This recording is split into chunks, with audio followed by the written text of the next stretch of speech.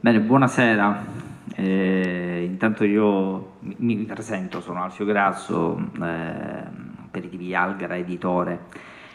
Stasera intanto ringrazio l'organizzazione del Parnaso Siculo Book Fest, ringrazio Luca che è stato un po' il mio referente insieme ad Agrippina, che cito perché è una carissima amica, nonché è stata ottima tirocinante, saggista molto tempo fa, è stata l'occasione per conoscerla e sono felice insomma, che poi abbia trovato anche un po' la sua strada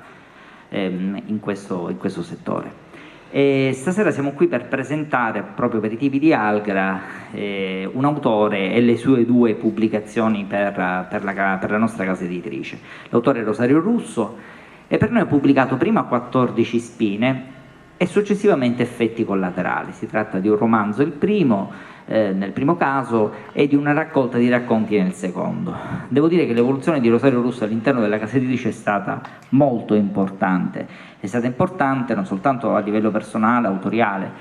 ma anche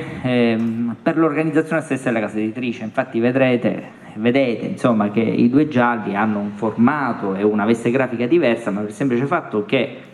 dopo la prima esperienza con Rosario e venendo a conoscenza anche di un progetto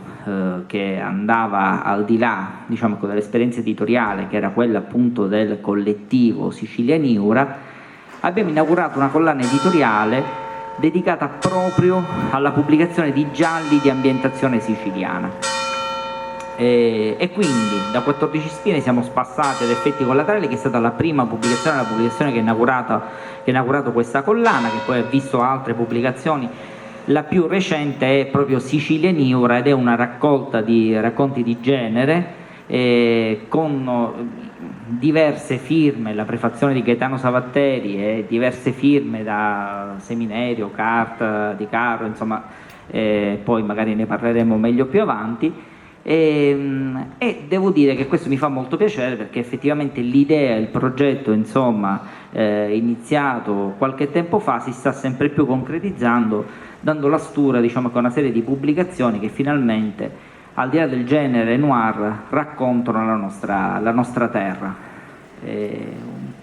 Poi la cosa che mi fa particolarmente piacere è che non sempre, quando si parla di noir e di gialli in Sicilia, debba esserci necessariamente dietro il fenomeno mafioso o fenomeni simili, ma a volte si può scrivere di giallo in Sicilia come si può scrivere di giallo altrove. Ma facciamo un passo indietro e cominciamo a dialogare appunto con il nostro autore. Allora, innanzitutto, la prima domanda è quasi, devo dire, necessaria, ossia mi chiedo, e ci chiediamo tutti, perché fra tutti i generi letterari il giallo? Da quando hai cominciato ad avvicinarti, ad accostarti a questo genere e come è nato poi il tuo primo romanzo, insomma? Intanto buonasera, per me è un onore essere qui, perché non sono mai stato a Mineo pur avendo la ragazza a Caltagirone. No, perché ho scoperto, prima parlando, ho scoperto che a Mineo comunque c'è una moltitudine di Agrippino, così come a Caltagirone so che c'è una moltitudine di Gesualdino, quindi ogni paese, diciamo, ha le proprie tradizioni anche a livello di nomi. E non ero mai stato quindi a Mineo, per cui ringrazio l'organizzazione del Parnaso e comunque mi sembra un grandissimo festival. Allora, la domanda che tu mi hai posto, pensavo all'inizio, era come mai hai deciso di rivolgerti proprio a me, di darmi questa... No, in realtà allora, il giallo mi è sempre piaciuto, ma io parto comunque sia sempre da lettore, nel senso che non si può scrivere senza aver letto una moltitudine di romanzi, saggi, quello che è. Non esistono scrittori che non leggono, quindi questo che sia chiaro. E ho deciso di accostarmi, di avvicinarmi al giallo proprio perché è un genere che, diciamo, la letteratura d'origine ha fatto un salto di qualità, proprio perché tu mi parlavi della fenomenologia mafiosa, tu mi parlavi appunto di una serie di cliché che in Sicilia sembrano sacre, siamo delle prerogative. Non si può scrivere un giallo se non metti la mafia, non si può scrivere un giallo se non metti il mare, il commissario. In realtà si può scrivere di tanti argomenti, ma non solo in Sicilia, ma si può estendere questo discorso proprio sul giallo nazionale, proprio perché, come dice Savatteri, E la letteratura di genere è diventata poi una letteratura sociale, è la finestra privilegiata dalla quale osservare la realtà che ci circonda, questo per una serie di motivi, perché comunque sia la nostra società muta di giorno in giorno, diventa sempre più criminogena, il male, il crimine assume sempre valori diversi, per cui credo che sia, ecco, il giallo credo sia la scusa per parlare d'altro, esattamente così, la scusa per parlare d'altro. Per quanto riguarda 14 spine, tutto è nato comunque sì anche qui da un'intuizione, da un romanzo che è ambientato ad Acireale, che è la mia città, pubblicato nel 2019, ed è partito tutto credo dalla lettura di un paragrafo di Wikipedia, ovvero dal mistero delle spoglie di Paolo Vasta, che si pensava fossero conservate in una cappella della Basilica di San Sebastiano. Queste spoglie poi alla fine non si è capito che fine abbiano fatto, per cui da lì è partito un po' l'incipit di questa storia, ovvero tutto parte dall'uccisione di un prete, del canonico appunto della Basilica di San Pietro, appunto del furto delle spoglie di Pietro Paolo Vasta, che ricordo è il maggior pittore, il maggior artista cese, perché ha affrescato tantissime chiese e le ha anche progettate. Sì, allora guarda, intanto ho una domanda che ti avrei fatto dopo, ma visto che tu in qualche modo l'hai introdotta, mi fa piacere fartela adesso. Come dicevi tu, la lettura è fondamentale, è una palestra indispensabile per chi si vuole accostare poi alla scrittura. Io lo dico sempre all'editore, quando mi propongono spesso i libri mi fanno l'elenco di tutto quello che hanno pubblicato prima, che a me interessa poco, devo dire, a me interessa più che altro, sarebbe più utile per me sapere tutto quello che hanno letto prima, perché quello mi fa capire anche cosa possono scrivere, quale può essere un po' l'inclinazione, il genere che trattano e tutto. E allora io ti chiedo, la tua letteratura di riferimento, se c'è qualche autore in particolare, chiaramente di genere, che prendi un po' come modello, che ti ha in qualche maniera ispirato, oddio, in qualche modo ha influito maggiormente in questa tua scelta rispetto ad altri? Ma guarda, io in realtà sono cresciuto non col giallo, io il giallo non ne ho letto davvero pochi fino ai 20 anni, ecco, io ho scoperto più i classici, io mi sono accostato alla lettura con i classici italiani, per cui poi mi sono appassionato tanto di letteratura siciliana, ma non per forza di genere, quindi ti dico De Roberto, ti dico Verga, ti dico Pirandello e tanti altri.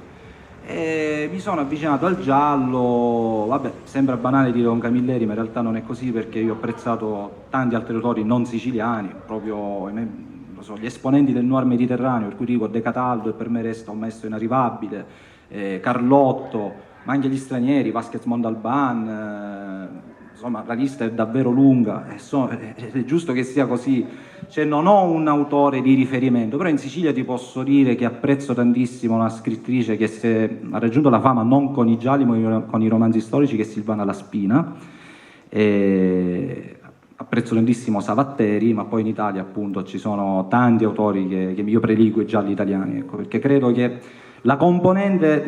secondo me migliore del giallo credo che sia l'ambientazione, perché l'ambientazione non è un mero fondale, non è uno scenario, ma nel noir noi sappiamo che l'ambientazione diventa protagonista, proprio perché appunto si fa carico di problemi, tutte le peculiarità del territorio, e il crimine diventa una lente di ingrandimento per analizzare quel tipo di territorio. Citavi La Spina, mi fa pensare che anche tu fondamentalmente hai un percorso simile, nel senso che il tuo primo libro è un romanzo storico, anche se sempre comunque un po' di genere. Però tu dicevi l'ambientazione è importante, allora io ti chiedo, cosa ha Cireale, a parte il fatto che la conosci bene perché è il tuo paese, la tua città, però cosa ti dà Cireale tanto da farla diventare, come dire, lo scenario di un romanzo, comunque di racconti anche noir? Allora, Cireale, appunto, oltre ad essere la mia città, in realtà è anche il posto che conosco di più. Cioè, questo, se c'è un insegnamento che mi è stato impartito, non raccontare i luoghi che non conosci, perché poi il lettore, che ormai è anche un viaggiatore, cioè, ti sgama subito. Cioè, non è impensabile al giorno d'oggi scrivere un romanzo basandosi su Google Maps, perché ormai di Salgari ce n'è uno solo, e quindi Per cui sì, parto da questo presupposto, conosco molto bene la mia cittadina, conosco molto bene le dinamiche, ma soprattutto credo che Cireale si presti tanto a un romanzo di genere perché ha delle peculiarità abbastanza, cioè cito per esempio il barocco, che come sappiamo Cireale, così come Caltagirone, così come tutti i centri della Val di Noto sono stati distrutti al terremoto del 1669 per essere ricostruiti secondo appunto questo genere, questa architettura che io amo tantissimo, e credo che il barocco, proprio come lo intende anche Sciascia, sia un'architettura anche che sa di morte, molto legata alla morte, molto legato comunque sia all'idea siciliana della sofferenza, del lutto, e mi ha affascinato tantissimo questa visione. Poi diciamo anche che comunque Cireale anche dal punto di vista della mitologia è molto molto molto ricca, la città di Aci Galatea, e di questo ne ho parlato soprattutto in Effetti collaterali, perché c'è un racconto dedicato al mito di Aci Galatea. Per cui sì, ti posso dire che oltre a conoscere molto bene Cireale, io ritengo che ci siano i presupposti per scriverci un bel libro giallo. Bene, parliamo un po' dei libri. Io dico sempre che alla presentazione dei libri l'ultima cosa della quale si dovrebbe parlare sono i libri, perché i libri vanno letti, però qualcosa la dobbiamo pur Se vogliamo lo leggiamo tutto e raccontiamo anche il finale, non ci sono problemi. Diciamo che è l'assassino. No, maggiordomo. Però mi piacerebbe un po' che tu ci parlassi del protagonista, un po' di Traversa, no? Sì, anche qui ho deciso di andare un po' controcorrente, perché ero anche, diciamo, stufo dei soliti epigoni di Montalbano, del classico commissario un po' meteoropatico, chiama il pesce, che insomma, che risolve i casi, che già per me dire caso è un'eresia, perché non si dice indagine. Questo mi ha insegnato un amico nostro, che è Giorgio Di Cari, il vicequestore di Palermo, so una personcina. Quindi ho deciso di creare un personaggio non siciliano, un veneto, precisamente originario di Feltre, che non ama il caldo, odia il mare, odia il pesce, per cui Cireale è la città perfetta. Dice, immaginiamo come la permanenza, diciamo, all'inizio sia abbastanza problematica, per cui ho deciso di affidarmi a un personaggio forestiero, proprio perché poi alla fine è quello che guarda la Sicilia, non solo Cireale, con gli occhi di chi non l'ha mai vista, in maniera tale poi da esaltare le bellezze, le contraddizioni, perché poi, parliamoci chiaro, il noir è anche la letteratura delle contraddizioni, dei contrasti, per cui credo che sia stata quantomeno una scelta abbastanza originale, e poi devo dire che mi ha dato anche qualche soddisfazione. Traversa poi il protagonista di uno soltanto dei racconti, In realtà di tre. Scusami, di uno soltanto, di alcuni dei racconti, volevo dire tre, ecco, nello specifico adesso non ricordavo esattamente il numero, però ecco, della raccolta. Invece ecco, come è stato passare dal romanzo alla raccolta, e come hai pensato, perché hai pensato di mettere insieme proprio questi racconti e farli diventare... Allora, intanto perché io credo nella forza e nella potenza del racconto, sebbene l'editoria mi smentisce, però purtroppo oggi è un po' diverso l'approccio con il racconto, ma fino a qualche anno fa devo dire che il racconto veniva considerato un po' come tutta la letteratura marginale, gialla, che era paraletteratura, diciamo. Oggi invece è cambiato anche l'approccio alla lettura, e molto spesso il racconto diventa anche un'occasione, diciamo, ecco, più veloce, ma più sicuramente sicura. c'è più forza, diciamo, c'è un intrattenimento maggiore, perché comunque sia tu il romanzo lo devi leggere con una certa continuità, il racconto ne leggi uno, stacchi, poi ne leggi un altro, quindi voglio dire, da questo punto di vista la lettura diviene anche più comoda, più facile. Allora ho deciso di pubblicare questi 5 racconti per tanti motivi. Intanto perché avevo vinto diversi premi da inedito, per cui per me sarebbe stato un peccato non pubblicarli. E poi perché c'è un filo conduttore, ovvero ho deciso di creare delle indagini, diciamo, abbastanza anomale, perché sono delle indagini che si fondano con i miti, con la mitologia. Per cui c'è un racconto dove parlo del mito di Non Arcaloro, che è il mito, diciamo, anzi più che mito è una leggenda, scusate, che è quella relativa al terremoto del 1969 che ha distrutto Catania. Un racconto sul mito di Ace Galatea e un altro sulla trovatura della Sarpa, e questa è una leggenda comunque molto comune nei comuni, scusa il giocatore, siciliani, perché appunto si racconta di questi tesori che venivano nascosti sottoterra per paura appunto delle dominazioni delle razzie, ecco, arabe, per cui ci sono tante leggende legate a queste trovature. E poi c'è un racconto che mi sta molto al cuore, che non è un poliziesco ma è un noir, dedicato a una vittima di mafia dimenticata ovvero Annalisa Isaia, una ragazza di 18 anni uccisa dallo zio solo perché usciva con degli amici che facevano parte del clan mafioso avversario, cioè stiamo parlando di follia, il fratello della madre, per cui è una storia che è passata in sordina, non so perché non la conosce nessuno e ho deciso di omaggiare questa figura proprio con questo racconto omonimo, si chiama Annalisa. Bene, ora ti faccio una domanda proprio relativa a una curiosità, insomma, relativa proprio alla scrittura. Tu hai scritto un romanzo, hai scritto dei racconti. Hanno entrambe delle difficoltà, oltre che sicuramente anche, come dire, delle tecniche di narrazione assolutamente diverse. Ecco,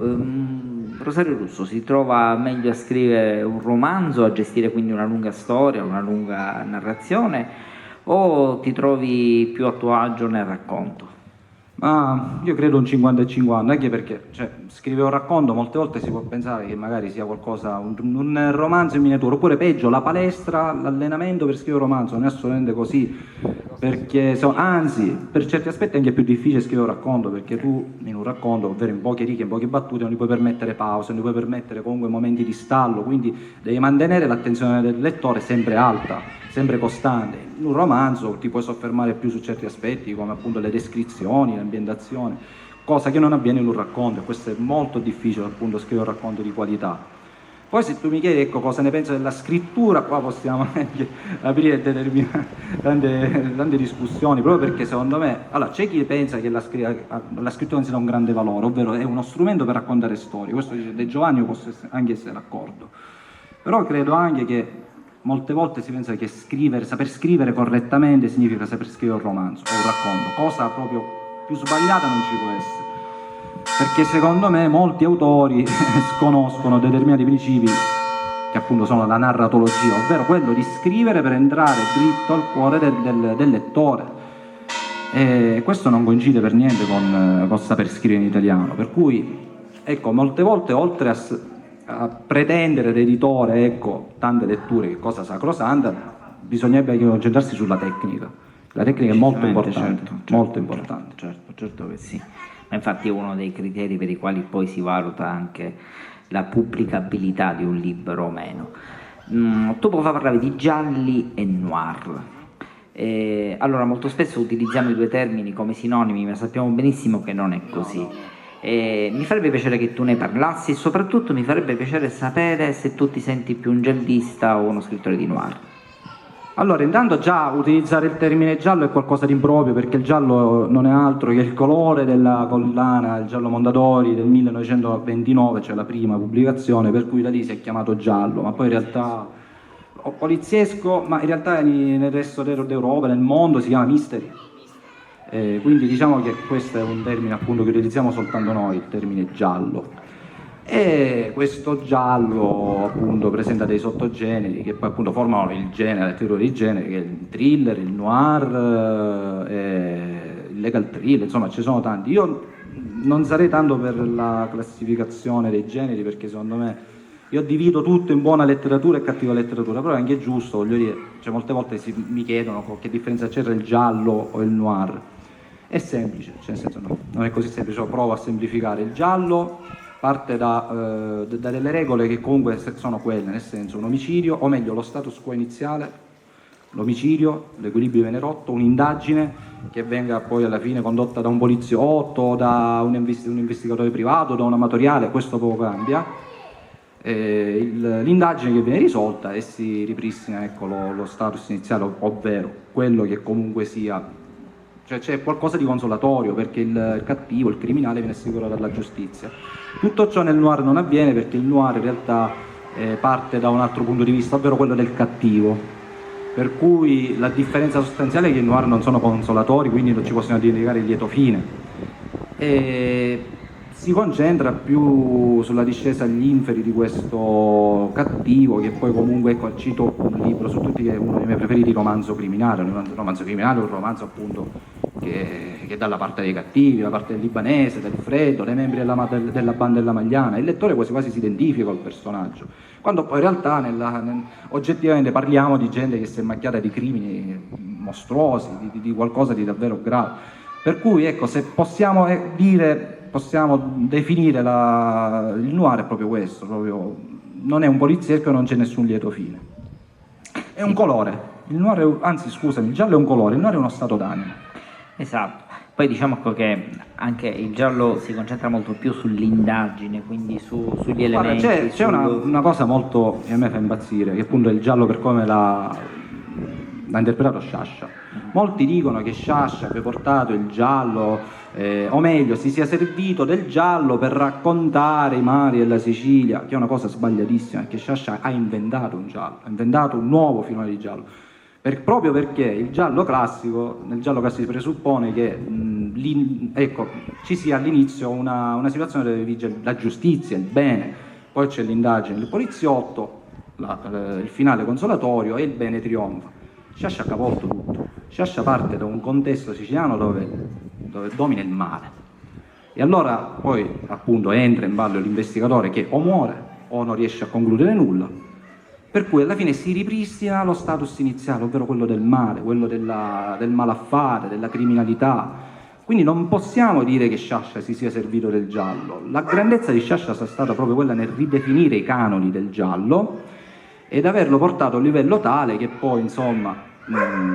alla fine comunque diciamo, l'hanno nobilitato, perché è uscito ora da poco la breve storia del romanzo poliziesco. Di Sciascia, con una prefazione di una carissima amica che è Eleonora Carta, e lui proprio diceva questo, che prima di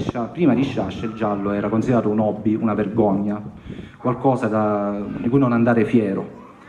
Ecco, proprio qua è stata la grandezza di Sciascia, nel rivalutarlo e poi di aprire una strada che fino a Camilleri in Sicilia c'è stato un po' di stallo, anche perché ecco, prima di Camilleri, se dobbiamo dire la verità, era mafia, il padrino, questo. In realtà quando scrive Camilleri, sì vabbè, possiamo anche essere d'accordo, ci siamo cliché, possiamo essere anche d'accordo che comunque sia non è qualcosa di innovativo se non la lingua il camillerese, però Camilleri ci ha indicato una via nuova, ovvero in Sicilia non si può scrivere soltanto di mafia. Cioè, ecco, è come se Camilleri avesse indicato un'altra strada dopo le bombe, dopo le stragi del 92, perché poi se poi ci fate caso, i libri di Camilleri, cioè, la mafia resta sullo sfondo, sono macchiette, marginale. Cioè lui dice questo, signori, in Sicilia si può morire anche, sembra brutto dire, uccisi dal marito, uccisi dalla moglie, uccisi dall'asilo, cioè non c'è solo la mafia, quindi magari da lì, da Camilleri, tantissimi altri autori si sono sentiti in dovere di narrare, di raccontare le proprie città,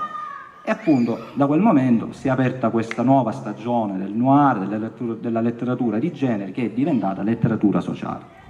Ecco, ma a proposito di Camilleri, quanto può essere complicato oggi scrivere gialli in Sicilia? Proprio perché comunque l'ombra del maestro è sicuramente imponente. È una grande responsabilità, anche perché, te lo dico onestamente, molte case editrici appena sentono giallo in Sicilia, appena leggono le righe no Camilleri, no tagliamo e Camilleri, quando poi in realtà magari l'autore non è neanche nessuno. Devo dire, e io qui parlo da editore, che comunque la tendenza a imitare, a volte addirittura quasi scimmiottare. Ma guarda dire, che questa è una tendenza che c'è ad altissimi livelli, è molto diffusa,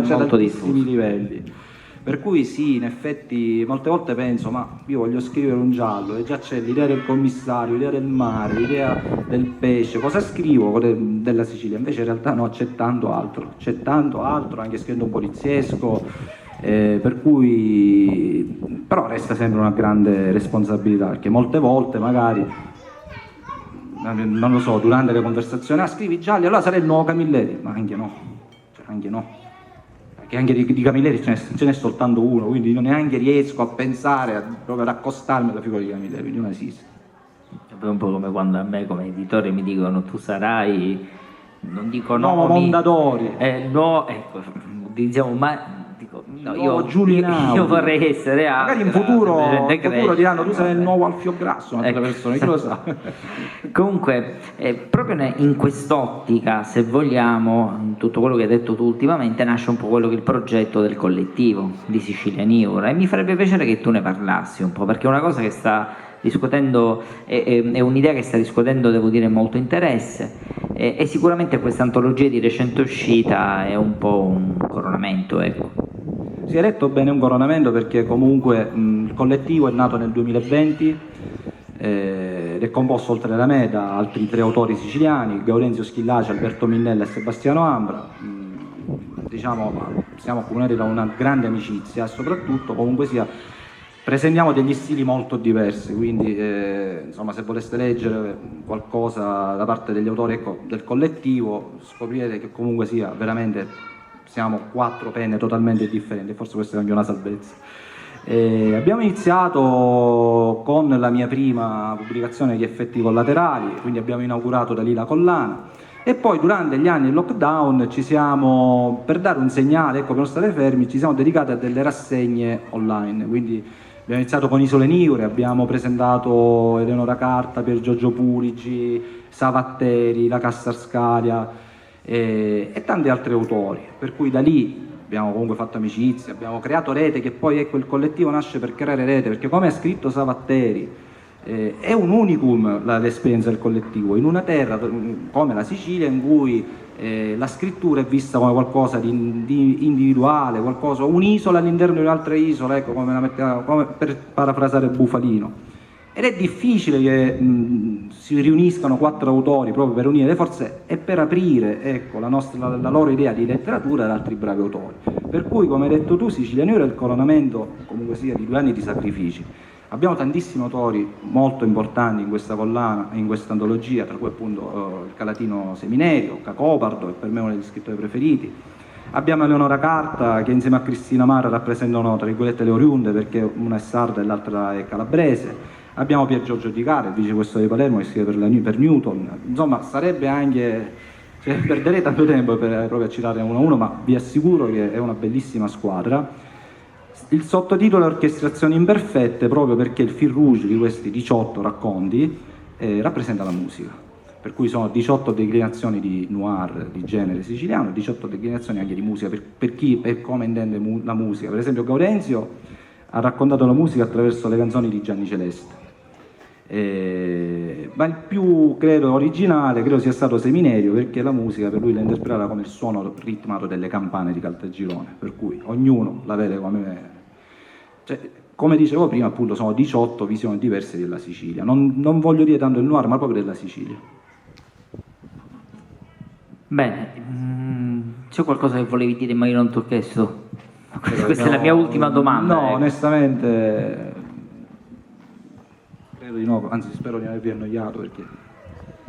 se c'è qualcosa vuole... Magari c'è qualcuno che vuole chiedere qualcosa, vuole dire qualcosa, questa potrebbe essere l'occasione, altrimenti cosa dirvi di altro?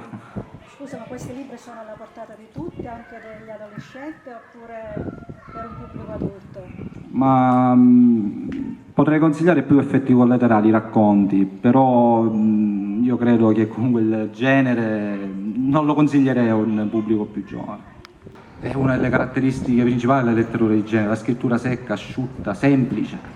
perché il lettore non può perdere tempo leggendo un giallo, non può perdere tempo a decifrare la scrittura, perché già c'è il giallo che deve decifrare, ci manca solo la scrittura. Però no, rispondendo alla sua domanda no. Diciamo che anche i parametri sono un po' cambiati rispetto a quando eravamo più giovani noi, però è vero, guarda, se vogliamo anche tornare, vogliamo andare anche indietro, quando c'è stato il fascismo, all'epoca del fascismo non si poteva più scrivere di gialli, perché così mettiamo in cattiva luce l'italiano non è un assassino, non è un criminale, e poi in quel momento per tutta la durata del regime i gialli sono stati banditi, quindi insomma, di che stiamo parlando? Insomma. Bene, se non c'è altro io non posso che augurarvi buon proseguimento, buona lettura e non posso che ringraziare ancora una volta chiaramente l'organizzazione, ringrazio Luca e ringrazio Rosario che stasera è stato qui con noi per parlare dei suoi libri e niente, buon tutto. Grazie.